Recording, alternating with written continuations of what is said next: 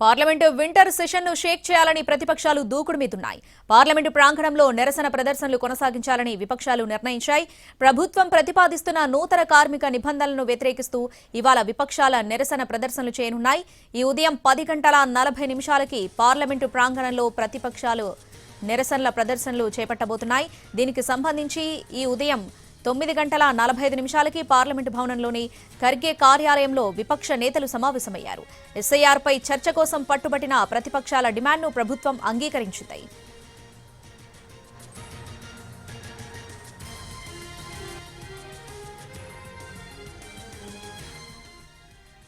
Parliament ప్రాంగణంలో నిరసన ప్రదర్శనలు కొనసాగించాలని విపక్షాలు నిర్ణయించాయి. దీనికి సంబంధించి పూర్తి అప్డేట్స్ మా ప్రతినిధి ప్రసాద్ ఢిల్లీ నుంచి లైవ్ లో అందిస్తారు. ప్రసాద్,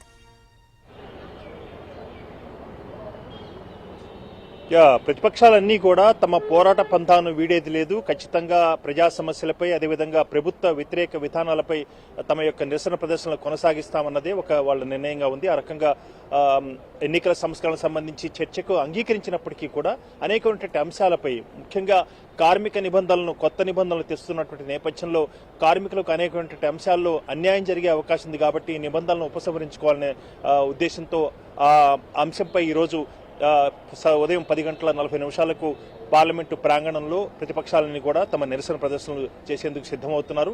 కొద్ది నిమిషాల క్రితమే రాజ్యసభలో ప్రతిపక్ష నేతగా ఉన్నటువంటి మల్లికార్జున ఖర్గే కార్యాలయంలో ప్రతిపక్ష ఫ్లోర్ లీడర్స్ అంతా కూడా సమావేశమయ్యారు. ఈ సమావేశంలో రాహుల్ గాంధీ కూడా పాల్గొన్నారు.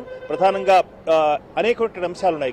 కేవలం కార్మిక నిబంధనలు, కొత్త నిబంధనలు తేవటమే కాకుండా అనేక ప్రజా సమస్యలు ఉన్నాయి. నిరుద్యోగంతో సహా, అదేవిధంగా అంతర్గత భద్రత, అదేవిధంగా ఇటీవల జరిగినటువంటి బాంబు బ్లాస్టులు, ఇలాంటి అంశాలపై వైఫల్యం చెందింది ప్రభుత్వం అంశంపై ప్రజల పక్షాన నిలబడేందుకు గాను ప్రతిపక్షాలు తమ హక్కును ఖచ్చితంగా ఉపయోగించుకుంటాము, ఆ రకంగా నిరసనలు చేసేందుకు సిద్ధమవుతారు. దీనికి సంబంధించి కార్యాచరణ కూడా రూపొందించుకునేందుకు ఖర్గే కార్యాలయంలో సమావేశమయ్యారు. అదేవిధంగా నిన్న బిజినెస్ అడ్వైజరీ కమిటీలో నిర్ణయం జరిగింది.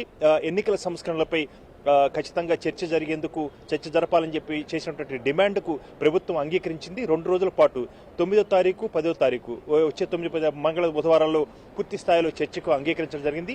ఎన్నికల సంస్కరణలో భాగంగానే ఎస్ఐఆర్ కూడా చర్చకు వస్తుంది. ప్రతిపక్ష నేతలు కూడా దానిపై అంశం కూడా ప్రస్తావన చేయడం జరిగే అవకాశం ఉంది. కాబట్టి ప్రభుత్వం అంగీకరించినప్పటికీ కూడా ఇతర అంశాలు కూడా ఉన్నాయి. కాబట్టి మా నిరసన ప్రదర్శనలు కొనసాగిస్తామన్న అంశాన్ని చాలా స్పష్టంగా చెప్పారు. అదేవిధంగా కొద్దిసేపట్లోనే తెలంగాణ ముఖ్యమంత్రి కూడా పార్లమెంటుకు రాబోతున్నారు. ప్రధానిని, అదేవిధంగా రైల్వే శాఖ మంత్రిని, అదేవిధంగా రాహుల్ గాంధీని కూడా పార్లమెంటుని కలిసి గ్లోబల్ సమిట్ కు రావాలని చెప్పి తన ఆహ్వాన పత్రాలను అందించబోతున్నారు తెలంగాణ ముఖ్యమంత్రి, ఉప ముఖ్యమంత్రి Bhatti Vikramarka. Right Prasad, thanks for the updates.